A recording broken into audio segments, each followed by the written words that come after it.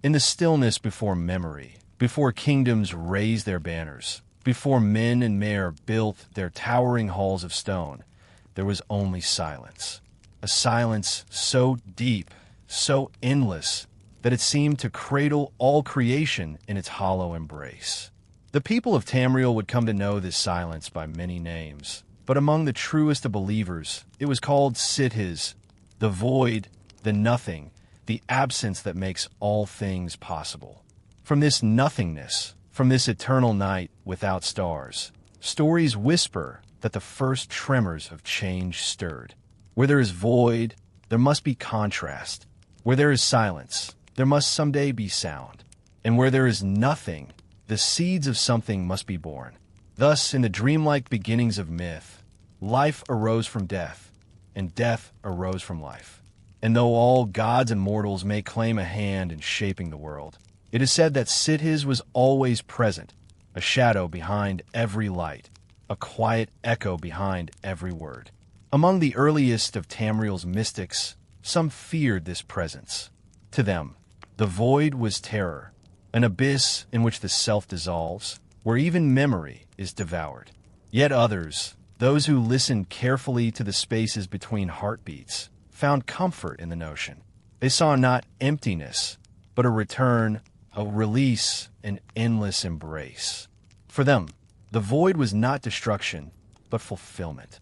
And in time, these quiet thinkers, these dreamers of endings, began to murmur of Sithis as more than absence. They began to speak of Sithis as a will.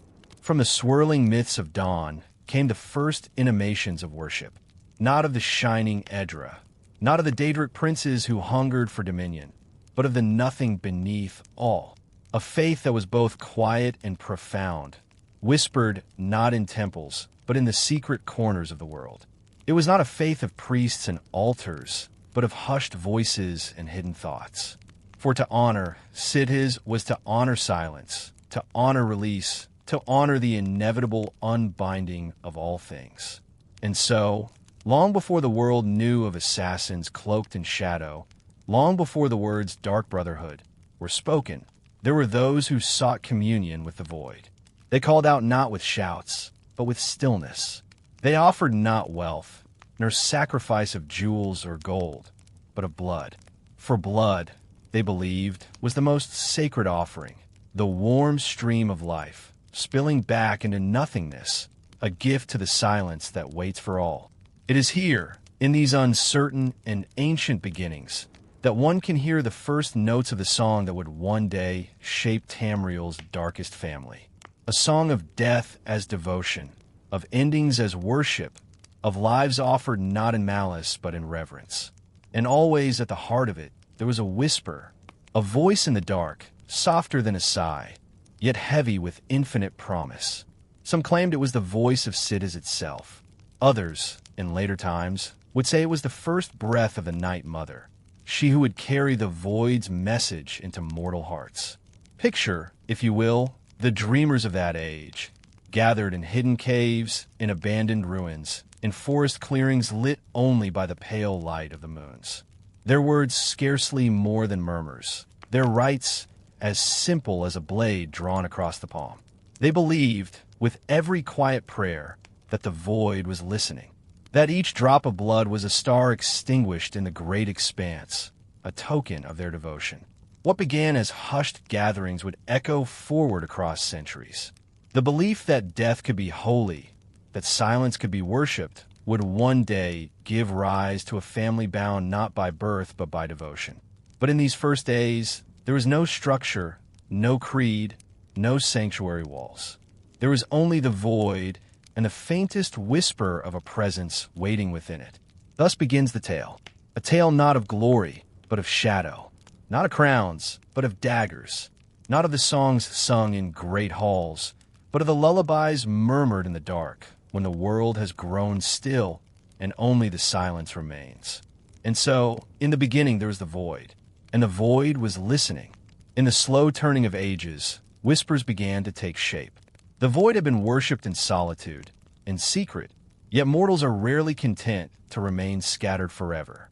Drawn together by belief, small gatherings began to form, pockets of devotion that pulsed like hidden veins beneath the surface of Tamriel's lands. Their rituals were crude but sincere. Some marked their flesh with small cuts, believing pain to be a doorway to silence. Others crafted simple tokens from bone and ash, offerings they'd buried in the ground as a gift to the void. In time, it was not enough merely to honor the silence and solitude. For some, the call of Sithis grew heavier, a command that pressed upon their thoughts like a hand unseen. They spoke of a whisper urging them to act, to carry the gift of death not only upon themselves, but upon others. For the void, they believed, hungered, and blood, warm and spilling, was the purest nourishment. The earliest of these cults found fertile soil in Morrowind, where the Chimer, ancestors of the Dunmare, were already steeped in visions of divine struggle. Theirs was a people accustomed to sacrifice, to worship that demanded pain and endurance. And so, when Whispers of Sithis touched their lands, it was less foreign, less strange. Death as devotion did not seem alien in a place where gods themselves demanded hardship. In Morrowind's deep caves and ash-blown wastes, the seeds of ritual killing took root. Here, among the shadowed houses of the Chimer, the first organized sects began to appear. Not mere wanderers or dreamers, but groups with hierarchy, with roles defined by the whispering void. A leader would emerge, a speaker of silence, who claimed to hear Sithis more clearly than the rest. Around them gathered disciples, eager to serve. And when a contract was made, whether spoken aloud or simply desired, they offered death as a gift. Thus began the earliest form of what would, in centuries to come, become the Morag Tong. These proto-cults were unlike the assassins we later imagined. They did not yet wear the shadows as a cloak, nor did they move with the secret grace of trained killers. They were clumsy, often reckless, yet in their fervor lay a terrible power. A farmer wronged by his neighbor might whisper his grievance to the void, and by nightfall, a disciple would arrive with blade in hand. A merchant, jealous of a rival's prosperity, might mutter a prayer of envy, and soon the rival's throat would know the kiss of silence. Word spread, as word always does, even when carried on fearful tongues. People began to believe that the void listened, and that it answered not with blessings, but with blood. The more whispers spoken, the more blades drawn. And as demand grew, so too did structure. Payment was introduced, not as greed, but as symbolism, gold given to mark the weight of the grievance, an offering to balance the gift of life taken. In these early movements, the cult straddled a strange line between reverence and service. They were not yet mercenaries, not yet a guild, but neither were they merely zealots. They were something in between, an unsettling blend of priest and executioner.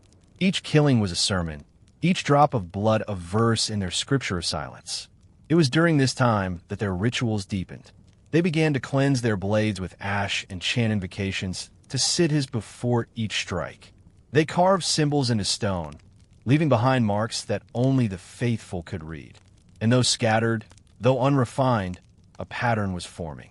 The scattered whispers were becoming a chorus. Later scholars, piecing together fragments of these beginnings, would describe them as crude and savage. But for those who lived it, the acts were sacred. In every life ended, they saw balance restored. In every whispered grievance made manifest, they saw proof that the void listened. And in this faith, they found family. Not by birth, but by blade. So it was that from the lonely worshippers of the void, the first semblance of order arose. A precursor to something greater, something darker, and something far more enduring. Soon, the scattered cults would find name. And with that name, they would step from shadowed rumor into feared reality. The Morag Tong awaited. When the Whispers of Sithis found fertile soil in Morrowind, they grew into something more enduring than scattered cults. What began as crude offerings in hidden caves and forgotten ruins began to take on form, and with form, identity. The Dunmare, inheritors of hardship and keepers of ancient sorrows, embraced the Whispers not as an aberration, but as a truth long waiting to be named. Thus emerged the Morag Tong, the first organized order of assassins, sworn not only to the void but to the hidden order they believed it demanded.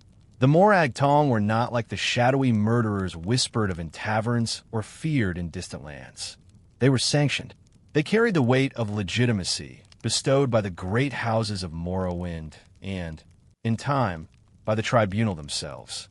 Death, in their hands, became not merely an offering to Sithis but a tool of governance. To kill was no longer solely a holy act. It was a political one. In the balance of house rivalries, in a struggle of power among nobles and temples, the Morag Tong served as both blade and balance. Imagine a council chamber, its air thick with incense and tension. Two houses locked in silent war, unwilling to risk open battle. A contract is whispered, a writ of execution carefully written and signed. The Morag Tong receives it, and in the dark of night, a noble's life is ended with precision. At dawn, no armies march, no cities burn. The balance of power shifts with a single stroke, and the fragile peace remains intact. In this way, the Morag Tong became not only feared but relied upon. Their sanctuaries, though hidden, were not entirely secret. Those who walked the lawful path of Morrowind knew that the Tong could be approached, that grievances too dangerous for open settlement could be entrusted to them. They wore their role as executioners of balance openly, their existence written into the laws of the land. Unlike assassins in other provinces, they did not slink only in shadows. They moved with a strange dignity, for theirs was a sanctioned duty, a recognized arm of house and temple. And yet, beneath the veil of legitimacy, the old whispers still pulsed. Sithis was still honored. Every death, though tied to political writ, was also an offering. The void was fed, and the Morag Tong saw themselves not only as servants of the tribunal, not only as instruments of house power, but as chosen agents of silence itself. They had clothed their faith in legality, but the heart of their devotion remained unchanged. Over time, the Morag Tong developed their own codes, their own rituals of initiation and secrecy. An initiate would be tested not only in skill with blade and shadow, but in devotion to the void.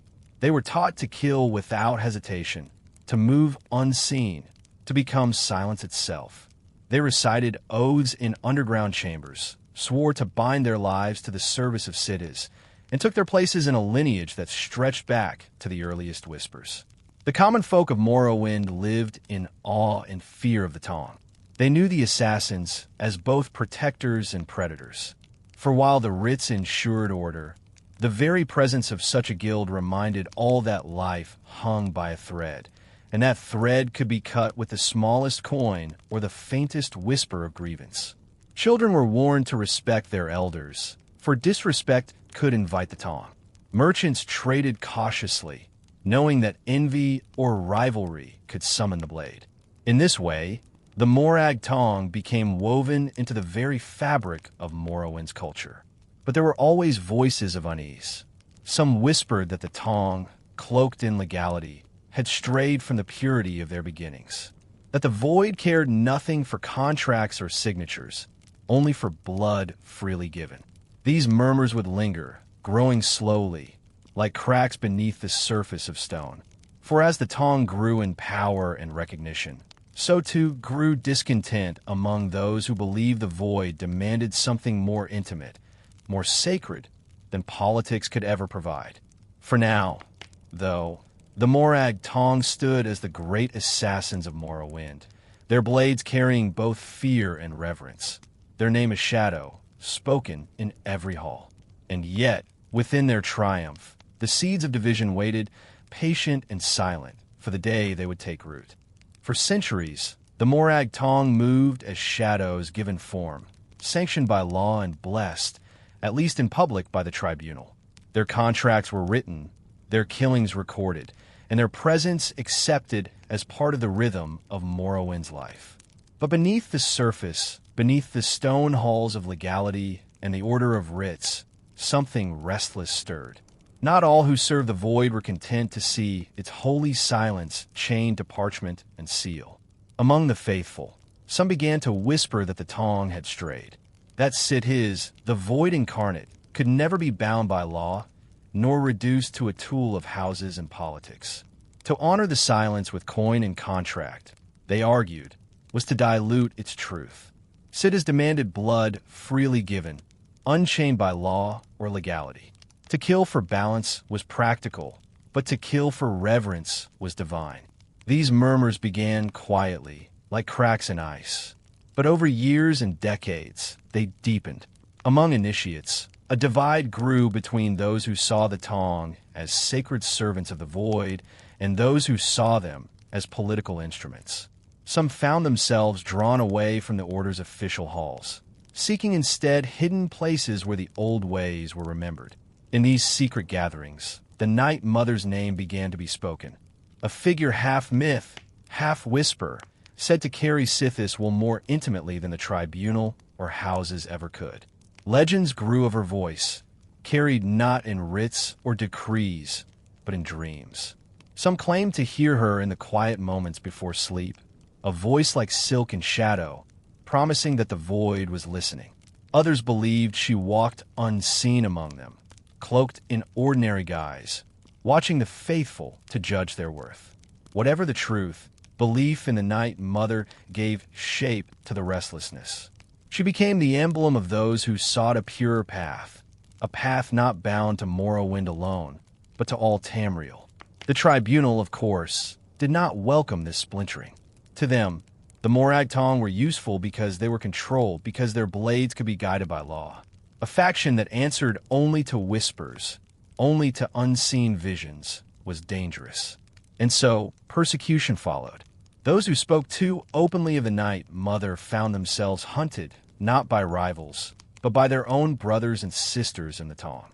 Blood was spilled not only for contracts, but for creed. Yet suppression only deepened the resolve of the faithful. Secrecy became survival. They abandoned the halls of legality and retreated into hidden sanctuaries, dark places far from the tribunal's gaze. In those sanctuaries, rites grew more intimate, more secretive, and more fervent. The void was honored not with parchment, but with blood alone. The Night Mother's whispers, whether real or imagined, were taken as sacred law. It is in these hidden chambers that the first outlines of the Dark Brotherhood can be glimpsed. No longer bound by houses, no longer sanctioned by law, they existed outside the fabric of politics. They became an underground family, bound not by nation but by devotion. Where the Tong had walked openly, the Brotherhood chose secrecy. Where the Tong had wielded legitimacy, the Brotherhood embraced exile. And where the Tong killed to preserve balance, the Brotherhood killed to serve Sithis, pure and undiluted. Their discontent was not a sudden rebellion, but a slow drifting, a tide pulling them away from their roots. Generation by generation, the division grew, until the Brotherhood no longer resembled a branch of the Tong at all, but something entirely different. A family of whispers and shadows, whose true loyalty was not to house or temple, but to the void itself and to the Night Mother who gave it voice. Thus, from the sanctioned halls of the Morag Tong, born in law and nourished by politics, a darker child emerged, a child of secrecy, of devotion, and of unyielding silence. The Dark Brotherhood was not yet fully formed, but its heart was beating. The story of the Dark Brotherhood cannot be told without speaking of the one who first heard. For while many whispered into the void, offering blood and prayer to the silence, it is said that one mortal was answered. This figure, shrouded in legend, is known only as the first listener. Their true name is lost to time, blurred by myth, blurred by secrecy, perhaps deliberately erased. But in the memory of the Brotherhood, the listener is not simply a figure of history. They are the bridge between mortal devotion and the eternal will of Sithis. The tale is told in fragments, carried in the hushed traditions of the Brotherhood. Some say the listener was once a disillusioned member of the Morag Tong, weary of laws that shackled sacred killing. Others claim they were no assassin at all, but a common soul whose grief led them to the void, offering a prayer for vengeance.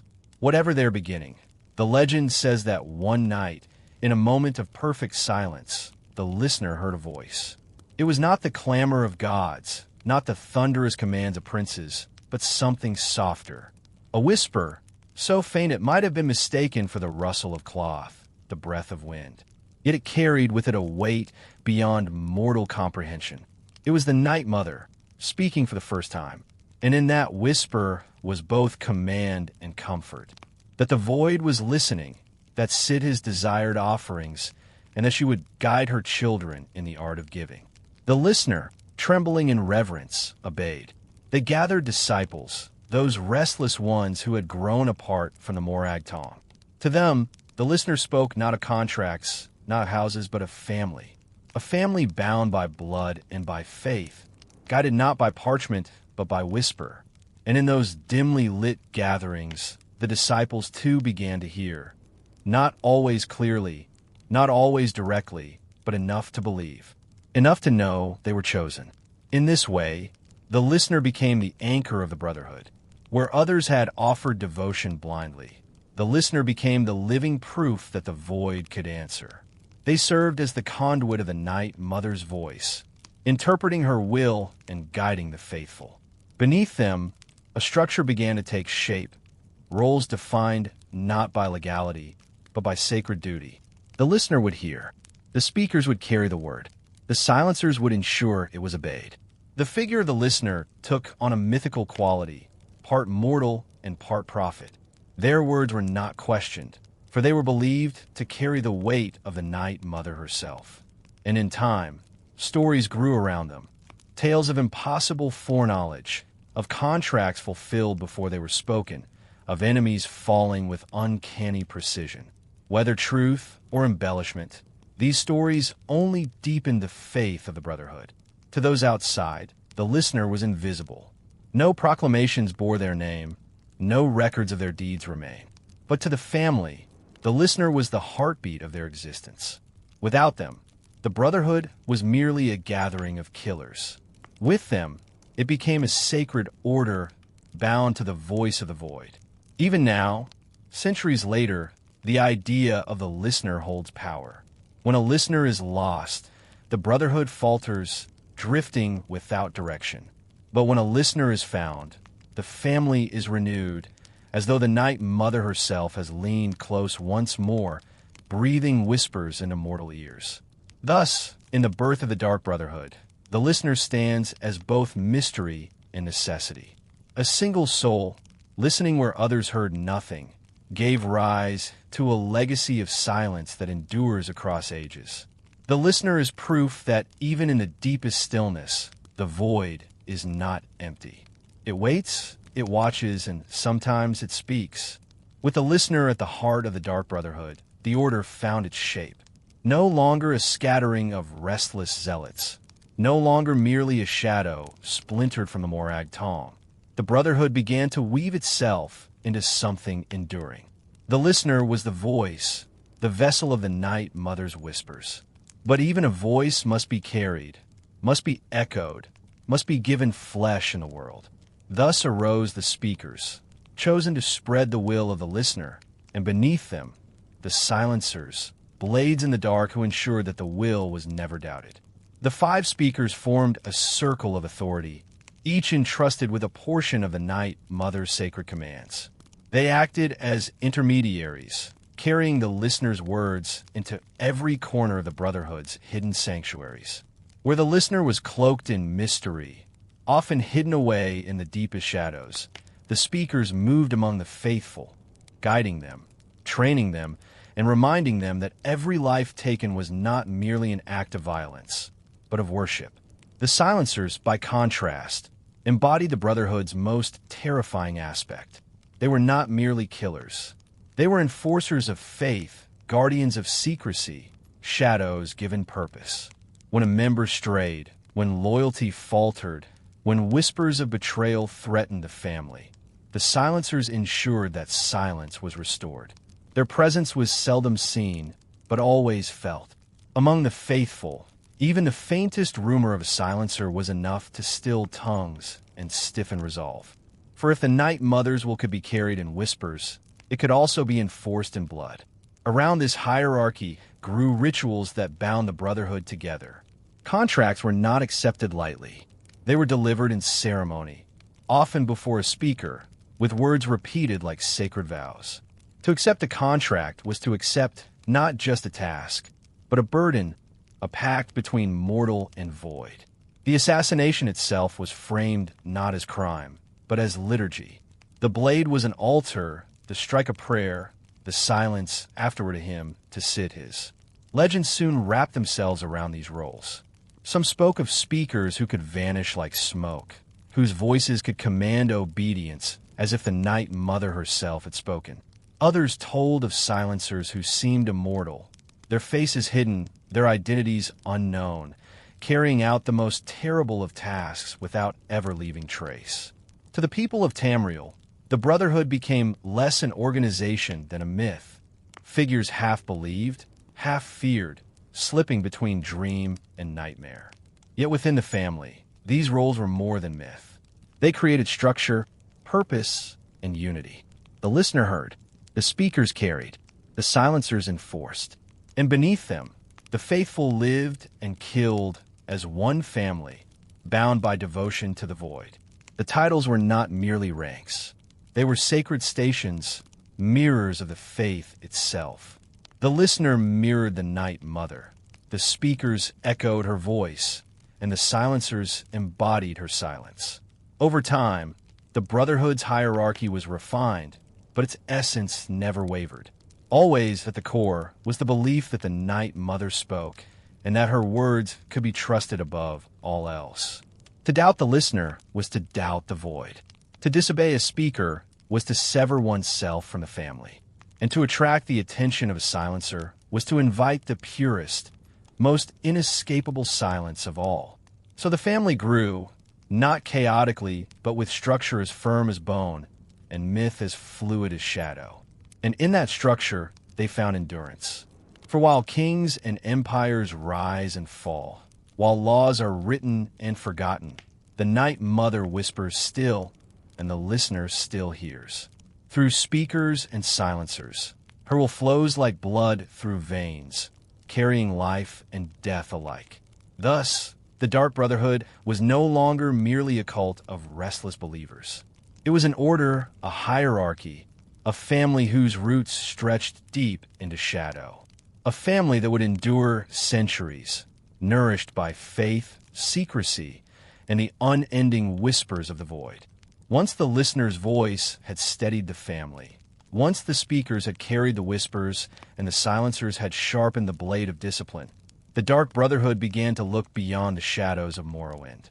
What had been born in exile, what had grown in secret, could no longer be contained within the ash-choked borders of the Dunmare homeland. The void knows no boundary. The Night Mother whispers wherever silence may fall. And so the Brotherhood spread, slowly at first, then with growing certainty, until their sanctuaries touched nearly every province of Tamriel. The path of their expansion was never loud. Unlike armies, the Brotherhood did not march. Unlike empires, they did not declare their presence with banners or proclamations. Their growth was quiet, like roots pushing beneath the soil, unseen yet relentless. A rumor here, a killing there, a whispered contract fulfilled with unnatural precision. In time, whispers became belief, and belief became fear. The family had taken root.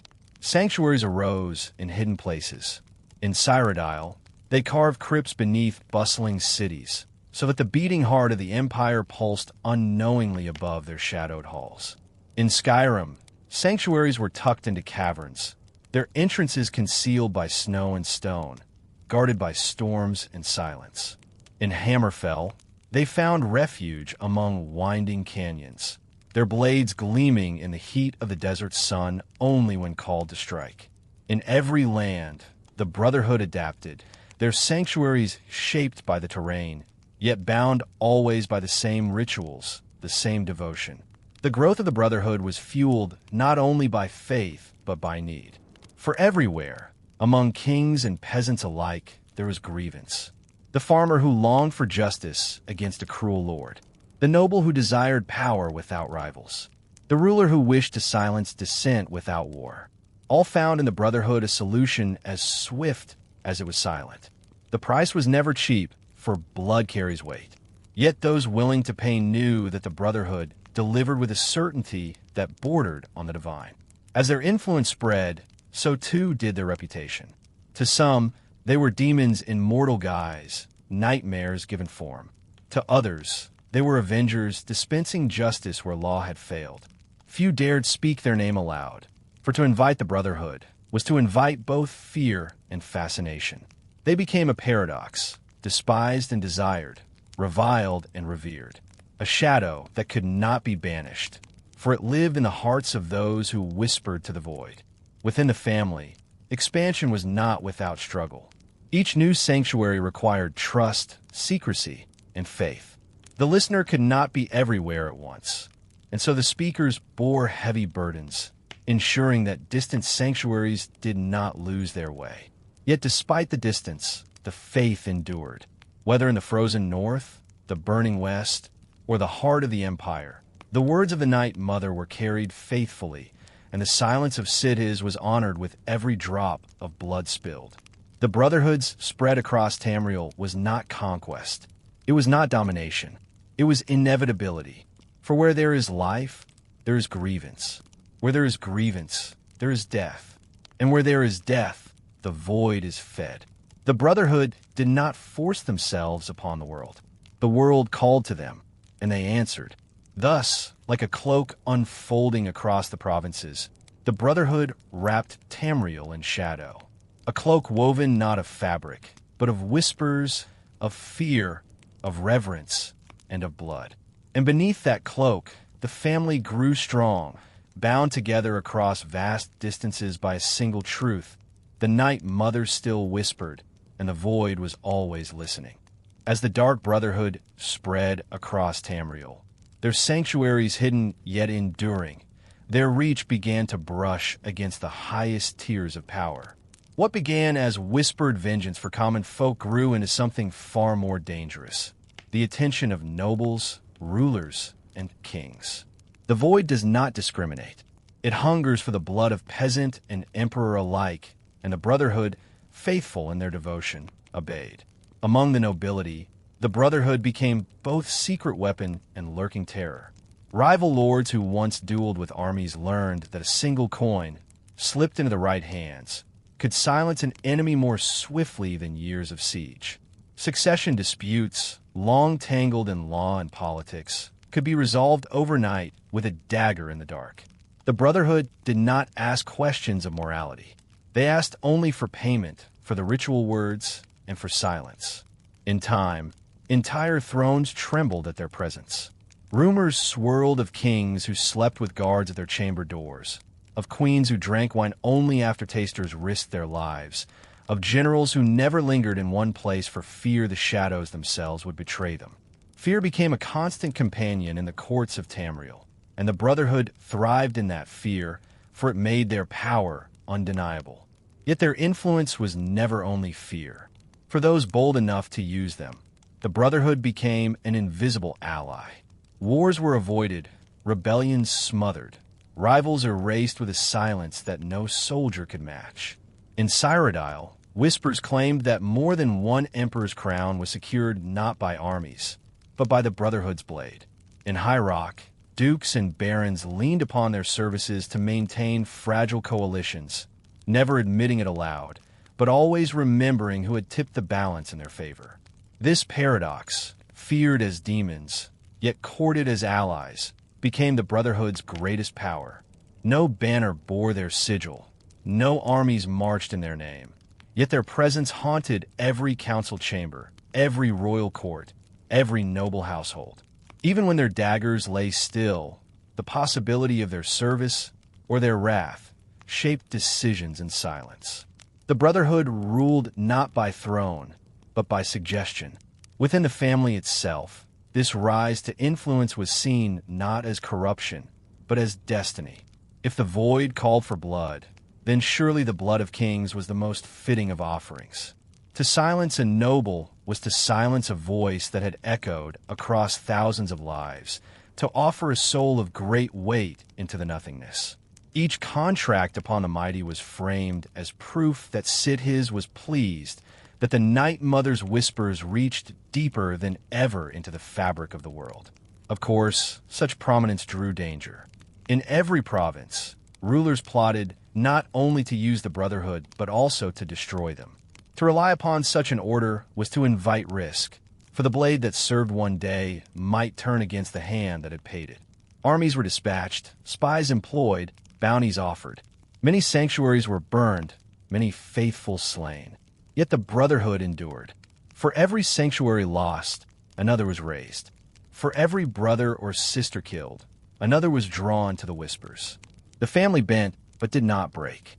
And so, the Brotherhood wove themselves into Tamriel's highest circles of power, invisible threads that bound kings and beggars alike.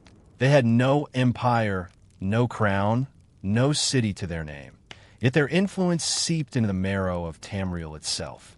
And as rulers fretted in candlelit chambers, staring at doors that might never open, the Night Mother whispered still, and the listener listened still, and the void was ever patient. For in the end, thrones crumble, crowns tarnish, and empires fade. But silence endures. Wherever the Dark Brotherhood spread, one shadow followed them, older, sharper, and steeped in its own legacy. The Morag Tong, though diminished, did not vanish when their wayward children drifted from the fold. They remained rooted in Morrowind, sanctioned still by great house and tribunal, their blades sharpened by law and their purpose bound by tradition. For every whisper of the Night Mother, there lingered the echo of the Tong, a reminder that the Brotherhood was not the first to sanctify murder. The rivalry between Tong and Brotherhood was more than a contest of blades. It was a contest of legitimacy. The Tong stood proudly upon the foundation of law, recognized by temple and noble alike, their writs stamped with authority. The Brotherhood, by contrast, moved outside the bounds of states, embracing secrecy and exile. To the Tong, the Brotherhood were heretics, thieves who had stolen sacred devotion and twisted it for their own ends. To the Brotherhood, the Tong were hypocrites, their faith diluted by contracts and seals, their blades shackled by politics. In truth, the two orders mirrored each other more than either would admit. Both revered Sithis, both sanctified blood as offering. Both saw in silence a sacred truth. Yet their paths diverged in purpose. The Tong sought balance within Morrowind, a controlled silence that served the state. The Brotherhood sought a pure devotion, untethered from laws, spreading across Tamriel like the void itself. Formless, endless, uncontained. Conflicts flared whenever their paths crossed. In borderlands where influence overlapped, contracts collided. A noble in Cyrodiil might call upon the Brotherhood, while their kin in Morrowind turned to the Tong. The result was chaos. Assassins hunting assassins, shadow striking shadow, sanctuaries discovered and burned in the clash.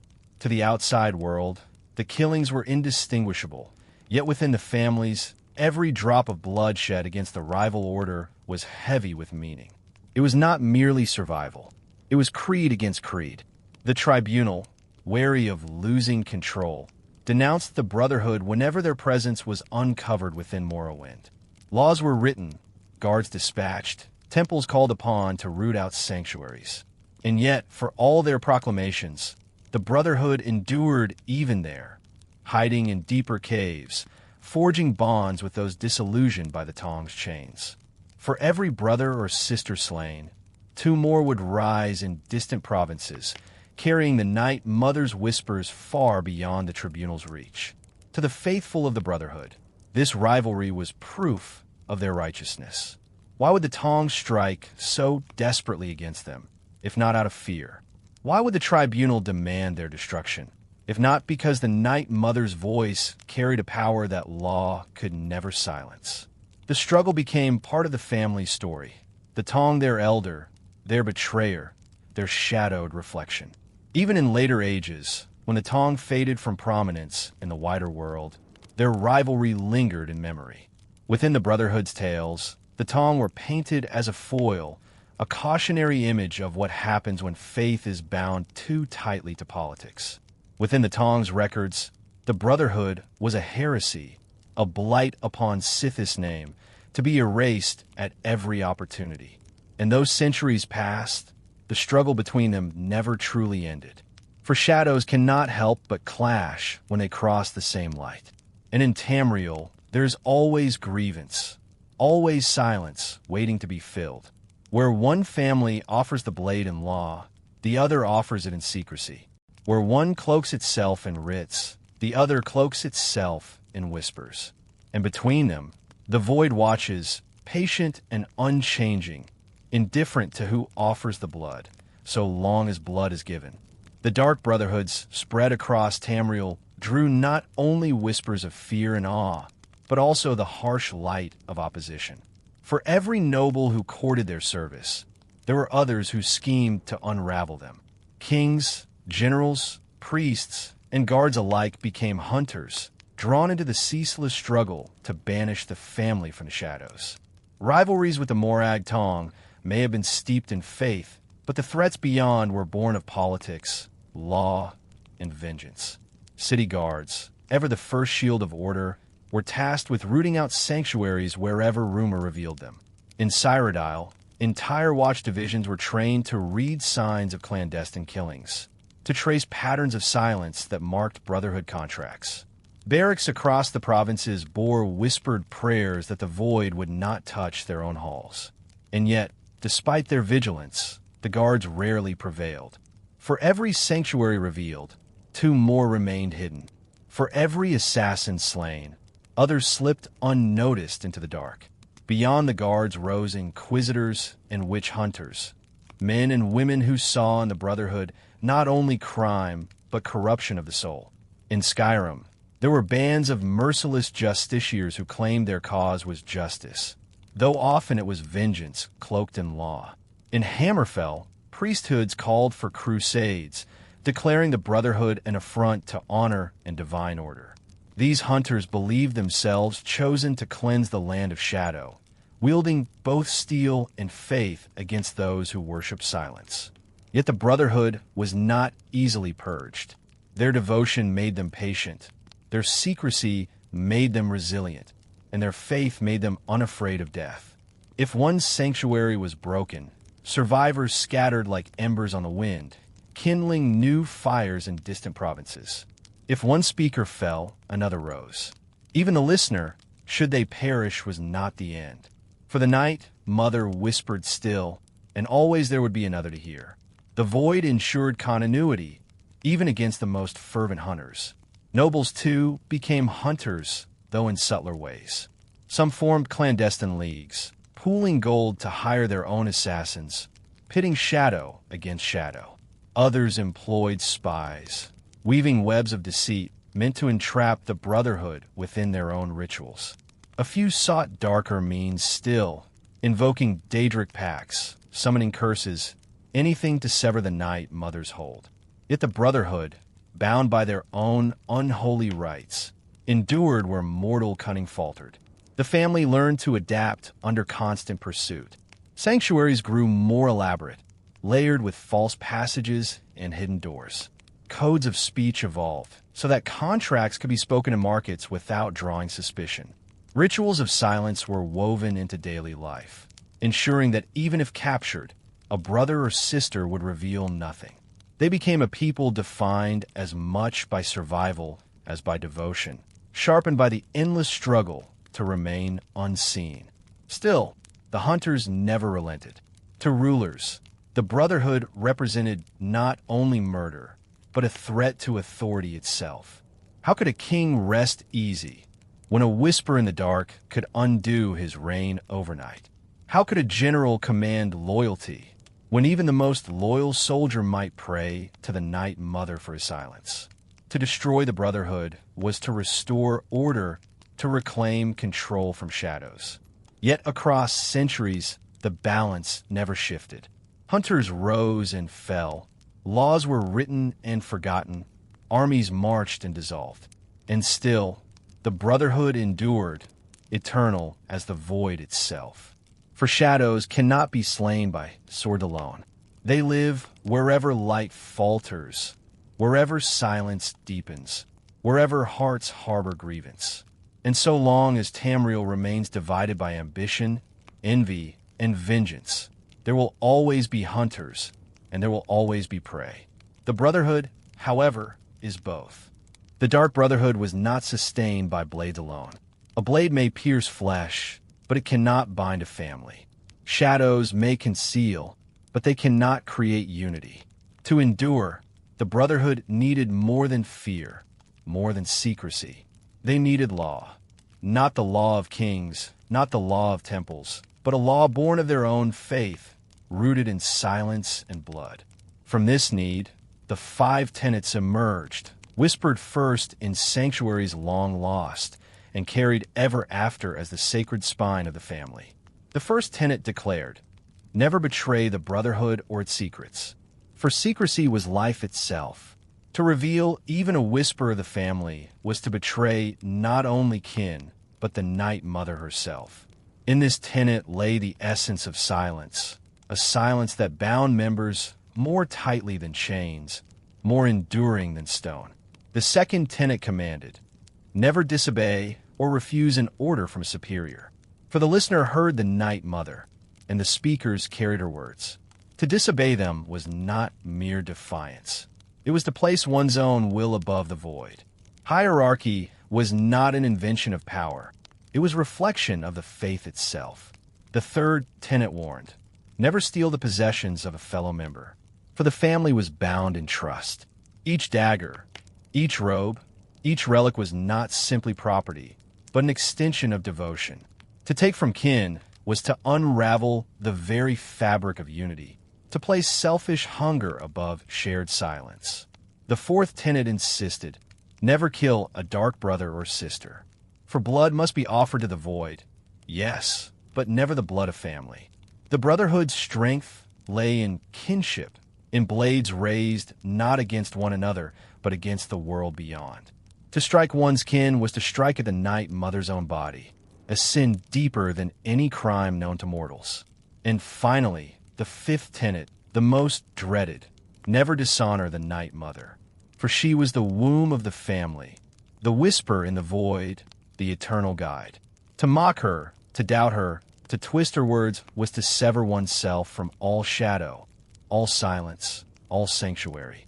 Among the faithful, there was no crime greater, no fate darker. For those who broke the fifth tenet, the judgment was certain. The silencer's blade, swift and merciless, restoring silence where it had been lost. These tenets were more than rules. They were scripture, memorized by every initiate, recited in rituals, carved into the stones of sanctuaries. They defined what it meant to live as a child of the void, offering not only discipline, but comfort. In them, members found assurance that their path was not chaos, but order, that their killings were not aimless violence, but holy service. The tenets gave structure to the family's daily life. New initiates were taught them before they were ever given a blade.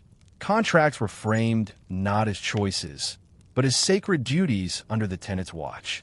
Even in the deepest sanctuaries, where laughter sometimes broke the silence, the tenets lingered like unseen guardians, shaping behavior, binding the faithful to something greater than themselves. And yet, the tenets were more than chains. For many, they were liberation. In a world where kings commanded and laws shifted with every conquest, the tenets offered permanence. They were eternal, unchanging, as steady as the void itself. To live by them was to step outside the chaos of Tamriel, to belong to something timeless, unbreakable, eternal. Thus, the 5 tenets were the true foundation of the Dark Brotherhood. Not the blade, nor the contract, nor even the listener's voice could have endured without them. They were the law beneath silence, the rhythm beneath whispers, the code by which shadows themselves were ordered. And in their sacred binding, the Brotherhood endured.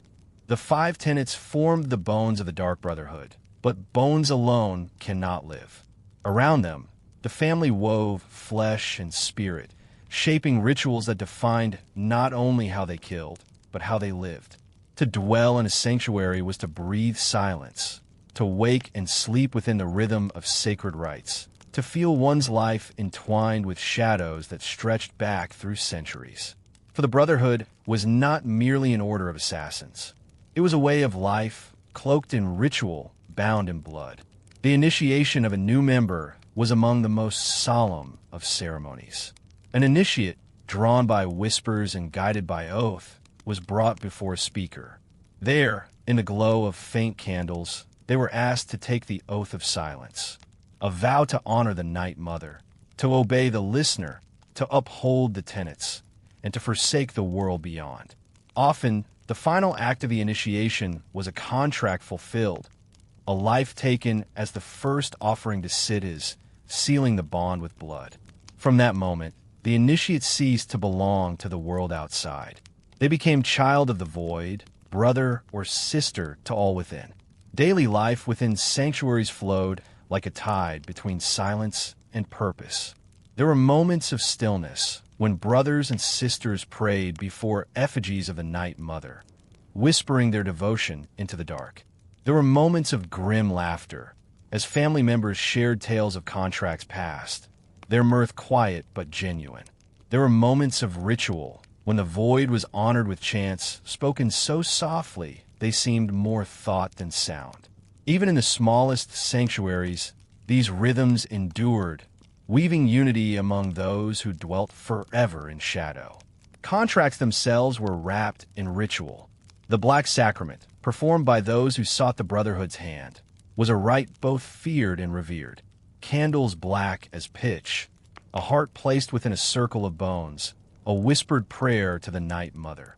Sweet Mother, send your child unto me, for the sins of the unworthy must be baptized in blood and fear. For the faithful, this chant was sacred liturgy. For the fearful, it was a terror that echoed in nightmares. Yet the Brotherhood answered faithfully, for in every sacrament they saw proof that their presence was desired, that the void was ever hungry. Punishment too bore ritual. A brother or sister who strayed from the tenets was judged not merely as traitor, but as heretic. The ceremony of the purification was invoked, a rite in which even entire sanctuaries might be cleansed by death to restore order. In this, the silencers bore their most dreadful burden, striking down kin so that the family might remain unbroken. The grief of such acts was tempered by belief. Better a family purified than a family divided. Festivals of silence marked the turning of years, moments when sanctuaries joined in unison to honor the void. Some lit candles that were never extinguished, others fasted, others kept vigil through nights of stillness, whispering prayers until dawn. These observances, though differing in form, bound sanctuaries across Tamriel into one timeless family, each echoing the other in devotion. And through it all, the presence of the Night Mother remained. Her effigy, whether carved in stone or woven in cloth, watched over every ritual. Her name, whispered softly, shaped every oath. Her silence, eternal and unyielding, gave weight to every act of life and death. Thus, the Brotherhood's existence was not only contracts and killings. It was ritual, it was family, it was the comfort of belonging to something eternal. For beyond the fear, beyond the whispers, beyond the shadows, every brother and sister knew. They lived and killed not alone, but together, bound forever by oaths spoken in silence and sealed in blood. The Night Mother is the soul of the Dark Brotherhood, yet her nature remains shrouded in shadows and myth. Every brother and sister whispers her name with reverence, yet each sanctuary carries tales that paint her in different forms: mother, bride, spirit, and death itself. In these stories lies not only devotion, but the poetry of mystery, a tapestry of legend woven across centuries of whispers. Some say she was once a mortal woman, a Dunmare widow who lived in a forgotten village at the edge of Morrowind. She bore children, 5 in number, yet one night she heard the voice of Sithis calling. To honor him, she took the lives of her children and herself, bathing her home in blood. When the village awoke, they found her lifeless body upon a bed of ash, and from her silence, whispers rose. It is said that Sithis himself carried her spirit into the void, and there she became eternal, the womb of every contract, the whisperer in every shadow. Others tell that she was no mortal, but a bride of Sithis, born of shadow and silence, eternal from the beginning. She is said to cradle the void in her arms as one cradles a child, whispering life and death into the ears of mortals. To her, all assassins are children, born from the womb of darkness, destined to serve until their own silence is claimed. There are tales, too, that she was a spirit bound to Tamriel by grief. In this telling, she was not wife nor mother, but a soul who lingered after a tragic death. Refusing to rest, she sought those who would honor her with silence, granting them her voice. Her whispers became eternal, and so the Brotherhood was formed around her mourning. Her endless sorrow turned into endless faith. Though the stories differ, their essence is the same. The Night Mother is the eternal voice, the source of every command, the unseen presence that binds the Brotherhood. Whether she was mortal, spirit, or bride of the void, she is worshipped as if she is all three: Mother of Shadows, Womb of Silence, and Hand of Sithis. To the faithful, the myths are not contradictions, but reflections. For what is the void but endless possibility? What is silence but a canvas upon which many truths may be painted? The Night Mother is mortal and immortal, sorrowful and divine, bride and widow alike. She is all things, for she is silence itself, and silence can hold infinite forms. Whispers of the Night Mother echo in every sanctuary. Some initiates claim to have heard her voice in dreams, soft as a lullaby. Others tell of shadows that move without source, guiding their hands at the moment of the kill. There are tales of her appearing in cloaked form, cradling the listener's head, speaking words that no mortal ear should endure. These visions, half believed and half feared, only deepen the family's devotion, for they remind every brother and sister that they are never truly alone.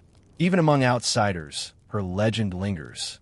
Farmers speak of her as a demon who steals children in the night. Priests condemn her as a perversion of the divine. Scholars argue endlessly over whether she was real or myth. Yet to the Brotherhood, the debate is meaningless, for they know she whispers. They hear her voice, and in her whispers lies their purpose. Thus, the Night Mother remains an eternal mystery, unfathomable, unchanging, and unending. She is the myth that needs no resolution, the silence that needs no answer. For in every contract, in every ritual, in every drop of blood spilled, her presence is felt. And that is enough. Every sanctuary of the Dark Brotherhood carries its own legends, stories whispered in candlelight, told not only to instruct but to bind the family together. Where soldiers share tales of valor and kings recount the glories of their line, the Brotherhood shares myths of shadows, spirits, and ghosts who walk forever in silence. For in their world, the past never dies. It lingers, whispering in every stone corridor, in every drop of blood spilled upon the altar. Among the most common tales is that of the specter of Vardenfell. It is said that during the earliest days of the Brotherhood's spread, a sanctuary beneath the volcanic land was purged by tribunal loyalists. Every brother and sister within was slain, their blood soaking the basalt rock. Yet whispers claim their spirits never left. Those who walk too near hear footsteps behind them, feel blades brush their skin though no one is there. To this day, initiates are told that if they falter in faith, the specter of Vardenfell will come for them, not as foe but as kin, guiding them back to the silence with cold hands. In Cyrodiil, there is the tale of the Crimson Bride, a sister who disobeyed the tenets and tried to betray her family to an imperial battalion. On the eve of her betrayal, she was visited by the Night Mother herself, who draped her in a shroud of red. When the battalion arrived, they found her body hanging, her face serene, her blood painting the walls. The Brotherhood tells that her spirit still walks the forests of Cyrodiil, veiled in crimson, seeking those who would betray the family, whispering warnings before the silencers arrive. Another legend, older still, speaks of the Weeping Blade. It was said to be a dagger wielded by the very first listener, its edge so sharp it wept with every cut. Some say the blade still exists, passed secretly from sanctuary to sanctuary, appearing when faith falters, its weeping edge reminding the faithful that blood is both offering and burden. No scholar has ever confirmed its existence, yet in every province, the tale persists, retold with solemn reverence. There are gentler myths as well, spoken softly before sleep. In Skyrim, brothers and sisters speak of the Shadow Child, a small figure who appears at the bedsides of weary assassins. She does not speak, only sits quietly, her presence calming the restless heart. Many believe she is a fragment of the Night Mother's spirit, watching over her children, reminding them that even in the darkest work, they are loved. These stories are not written in tomes, nor carved in stone. They are passed through whispers, told in low voices, changing with each telling, yet always carrying the same rhythm of devotion. For myths are not meant to be proven. They are meant to comfort, to inspire, to remind the faithful that they walk not alone, but in the company of spirits, blades, and shadows older than memory. To outsiders, such stories are dismissed as superstition, the fevered tales of murderers cloaked in ritual. But within the Brotherhood, they are the threads that weave the family's heart. They give texture to silence, shape to faith, and depth to devotion.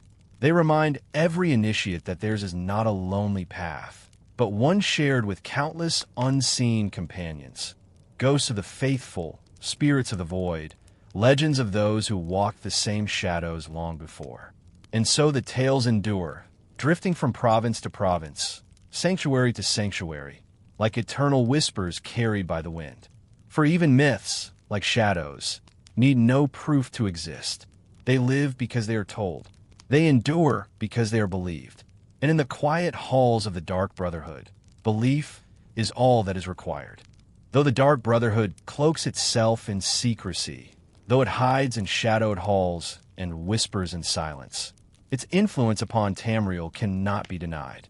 Like roots beneath the soil, unseen yet powerful, the Brotherhood has shaped the lives of kings and beggars alike. No council chamber is free from the fear of their daggers. No village is untouched by the whisper of their name. And yet, their influence is not always born of blood alone. It is subtler, deeper, woven into the very thoughts and behaviors of society itself. Among the common folk, the Brotherhood has become both curse and prayer.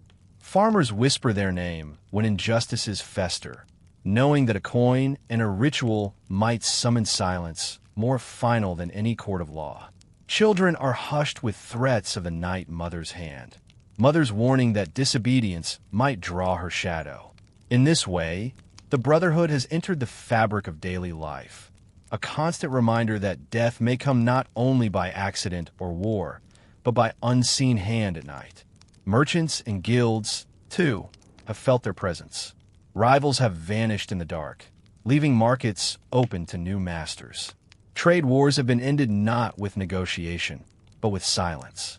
In some cities, entire guilds whispered bargains with the Brotherhood, offering gold not only for rivals' deaths, but for the promise of safety, a shield of shadows bought with fear and coin alike.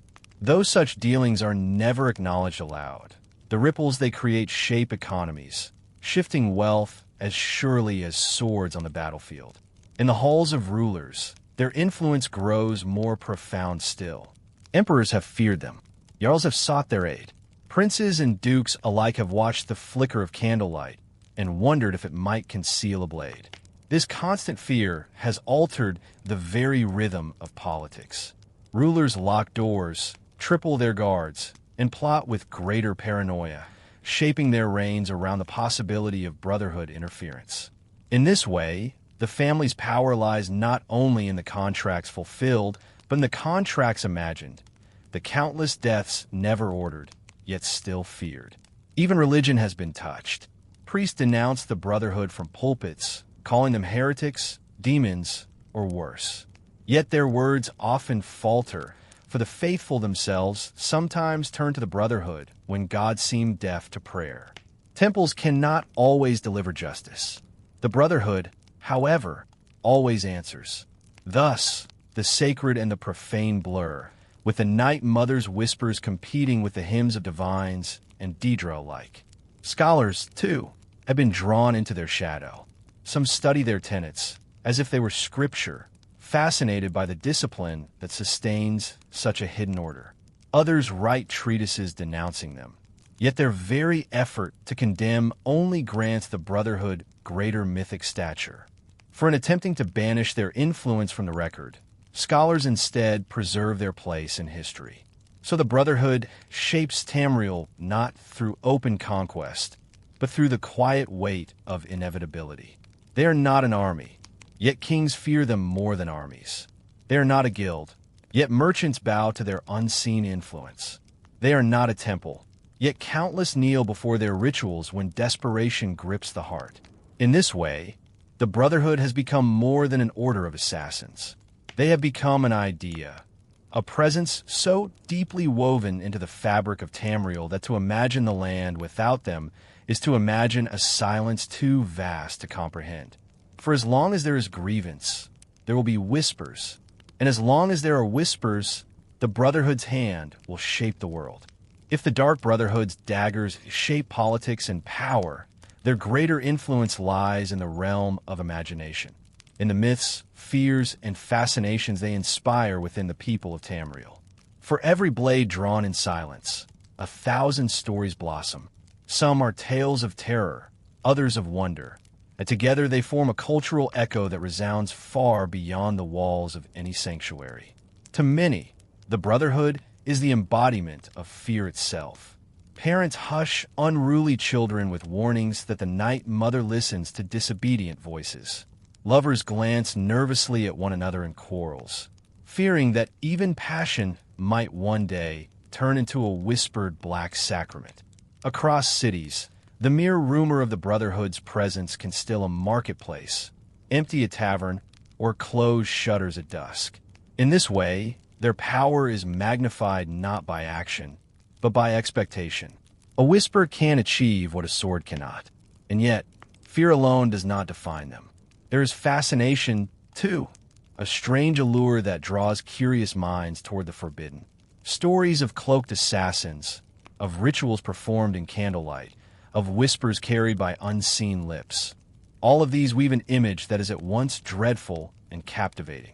Ballads, though sung in secret, tell of assassins moving like shadows, slipping through walls of steel and men, striking with elegance that borders on the divine. For some, the Brotherhood is not only terror, but romance, the embodiment of death rendered art. This duality ensures their permanence in culture. Where priests condemn them, playwrights write tragedies inspired by their deeds. Where lords denounce them, bards sing quiet verses in their honor, comparing their killings to strokes of a painter's brush. In hushed gatherings, philosophers debate whether the Brotherhood is not simply murder, but destiny given form, the hand of Sithis weaving balance through death. Thus, even condemnation feeds the flame, for in speaking against them, society acknowledges their existence, and an acknowledgement grants them immortality. The Brotherhood's rituals, too, have crept into cultural imagination. The Black Sacrament, though shrouded in secrecy, has become half legend among the people. Children dare one another to whisper the words in jest, tracing crude effigies in ash, pretending to summon the Night Mother. Even those who do not believe feel a chill when the chant is spoken, for in every heart lies the question, what if she truly listens? In this way, the ritual has escaped the sanctuaries and entered the common soul of Tamriel, a folklore more enduring than many temples.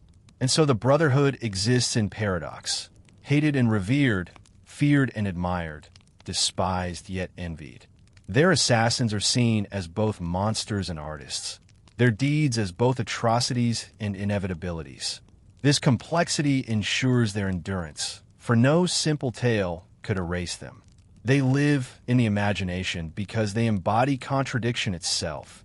and contradiction is eternal. Thus, the Brotherhood's place in society is not only in the halls of rulers or the fears of merchants. It is in the lullabies turned to warnings, the plays whispered in shadowed theaters, the rituals imitated in childish games, the philosophy pondered in midnight debates. They are not merely assassins. They are symbols. Symbols of inevitability, of a certainty that death comes for all, whether by chance, by war, or by whisper. And perhaps that is their greatest influence, that they remind every soul, highborn or low, that death does not only arrive as fate decrees. It may come in silence, at any time, at the bidding of another's whisper. In that reminder lies both terror and truth. And so long as the Brotherhood exists, Tamriel itself will never escape the fascination of the shadow. The Dark Brotherhood's path is carved in silence. Yet history cannot help but speak of them. Though they avoid banners, chronicles, and proclamations, their shadow threads through the recorded memory of Tamriel. Kings slain in their chambers, generals silenced before battles, nobles vanished in the dark. Each moment becomes a mark upon the parchment of time, whether written in ink or whispered by rumor. Thus, though they seek secrecy, they endure as a presence history cannot erase. In the annals of the Empire, they appear not as protagonists, but as specters, always at the margins of official record. Imperial scribes rarely name them outright, preferring veiled language, slain by unknown hand, lost to treachery, cut down in the night. Yet beneath such restraint, every reader knows the truth. The Brotherhood leaves its imprint precisely in what is unsaid, in the silences between the lines of chronicles. To study imperial history is to glimpse the Brotherhood in absence, in gaps too perfect to be accident. Among the people, memory is more direct, more vivid. Villagers recall stories of kin lost to a contract, their grief softened only by the awe of mystery. In marketplaces, rumors stretch events into legends. A single killing becomes the work of a dozen cloaked figures. A whispered word grows into an epic tale. In this way, memory of the Brotherhood transforms reality into myth, carrying their image far beyond what parchment alone records. Certain figures stand immortal in cultural remembrance. The tale of Lucien Lachance, the speaker who fell to betrayal, is told in tones both fearful and reverent. To the faithful, his death was martyrdom. To outsiders, it was proof of corruption within. His name lingers because memory clings to those who embody contradiction, and Lachance embodied loyalty and downfall alike. Others, too, emerge in memory. The silencer who struck down an emperor, the listener who guided sanctuaries across provinces, the nameless assassin whose blade shaped wars without ever appearing in chronicles. In Morrowind, Dunmerry memory entwines the Brotherhood with their ancestral reverence. Some see them as blasphemy against the Morag Tong, a heretical offshoot remembered with bitterness. Others, in secret, view them as liberation, a breaking of old traditions, a new devotion that speaks directly to the void. Thus, cultural memory divides, shaping the Brotherhood's image not by deed alone, but by the values of those who remember. Skyrim songs recall them with harsher tones. Nords sing of shadow cowards. Yet even in insult, the Brotherhood remains alive in their tales. For to curse an enemy is also to admit their presence. And so, memory keeps them alive even in condemnation, weaving their shadow into the sagas of the land. What binds all remembrance, whether written in record or sung by the fire, is the acknowledgement that the Brotherhood cannot be forgotten. They may be destroyed in one province, purged from one city, erased from one ledger, yet memory revives them elsewhere. Their influence is like ink spilled on parchment. It seeps, it spreads, it stains. Erasure is impossible, for even the attempt leaves a mark. Thus, history remembers the Dark Brotherhood not in monuments or triumphs, but in whispers, in contradictions, in the shadows at the edges of chronicles. They are remembered because they cannot be named, recalled because they cannot be erased. In silence, they become eternal. If official history remembers the Dark Brotherhood with restraint and caution, the people of Tamriel remember them with imagination. In taverns, in farmhouses, in quiet conversations beneath the stars, the Brotherhood's image has blossomed into folklore. These stories, passed down through generations, give the assassins a presence beyond their sanctuaries, weaving them into the everyday lives of common folk. In Skyrim, tales speak of the Night Mother's step, a soundless tread said to pass across rooftops on winter nights. When a family hears this phantom step, they are warned to keep quarrels silent and debts paid, for it means the Brotherhood has taken notice. Children are told that if they stay awake after curfew, the Night Mother's shadow will slip through the cracks in their walls, her hand resting on their heart until sleep takes them. Thus, discipline is enforced not only by parents but by myth, giving fear the shape of care.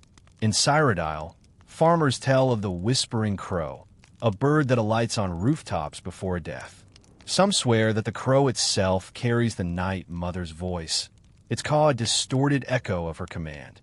Whether bird or omen, the sight of black wings near a homestead sends shivers through the spine, a reminder that mortality is never far. In Hammerfell, where traditions of honor clash with the Brotherhood's secrecy, folklore takes a sharper tone. There, the assassins are said to move not in shadow, but in flame, cloaked figures of fire who burn the dishonorable to ash. Parents warn reckless sons that if their oaths are broken, the fire hand of Sithis will claim them in the night. Though such tales bear little resemblance to the true Brotherhood, they demonstrate how cultures reshape the image of shadow to fit their fears and values. Folk superstition also grows around the Black Sacrament. Some children dare one another to perform crude versions of the ritual, tracing effigies in dirt, chanting broken verses in candlelight. Adults shake their heads, warning that even playful mimicry may summon what should not be summoned. Whether truth or not, the fear remains potent. For what if the Night Mother listens, even a jest? This possibility alone gives power to the superstition, ensuring the ritual remains whispered in caution, never truly forgotten. Even gestures and sayings have entered common speech. A hand raised palm down at a feast might signify protection from betrayal, echoing the Brotherhood's silent hand of death. A hush before an argument may be explained with the phrase, "The listener leans near." In this way, language itself carries the Brotherhood's echo, embedding them in the very rhythm of daily life. Such folklore is paradoxical. It fears the Brotherhood, yet also preserves them.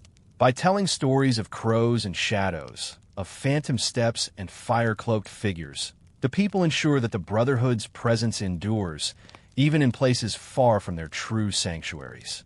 The assassins become larger than themselves, transformed into symbols, legends, and living omens. And perhaps this is the greatest testament to their place in culture. For armies may vanish, thrones may crumble, temples may fall to ruin, but folklore endures. As long as mothers hush children with warnings of the Night Mother, as long as farmers glimpse crows and recall whispered tales, as long as children dare each other to perform the forbidden chant, the Brotherhood will never truly fade. They will live on not only in sanctuaries of stone, but in sanctuaries of imagination, eternal in the common soul. The story of the Dark Brotherhood is not a tale with a single ending. It is a river that flows through centuries, winding through empires and kingdoms, washing over thrones and villages alike. Empires may rise and fall, dynasties may vanish into dust, yet the Brotherhood endures, for their essence is not bound to one age or one city.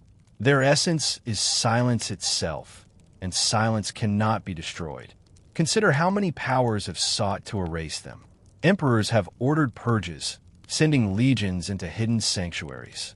Priests have denounced them as heresy, calling for fire and cleansing. Rivals, from noble families to the Morag Tong, have sworn to break them utterly. And yet, like smoke rising after flame, the Brotherhood survives. When one sanctuary is burned, another awakens in secret. When one listener falls, another rises to hear the Night Mother's whispers. Death, which ends all other legacies, becomes the very breath of theirs. This endurance forms their legacy. They are not defined by victories in battle, nor by monuments carved in stone. Their legacy is the persistence of shadow, the certainty that where power gathers, where grievances fester, where silence is longed for, they will be present. Unlike kings, they do not need statues. Unlike guilds, they do not need halls of marble. Their temple is the night, their monument the fear written in mortal hearts. Their legacy is also paradox. They are despised and yet revered, condemned and yet invoked, feared and yet depended upon. Even those who hate the Brotherhood cannot imagine Tamriel without them.